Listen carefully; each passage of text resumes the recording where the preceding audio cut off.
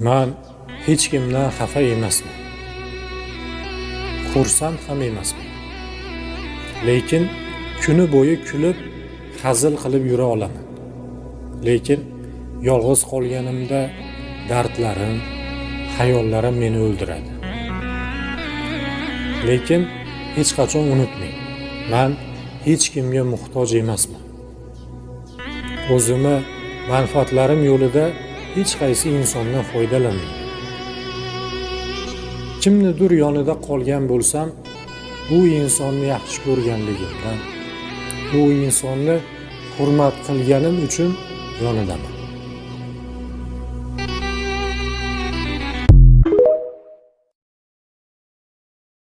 Allahu akbar, Allahu akbar. والله يا أخي Allahu akbar.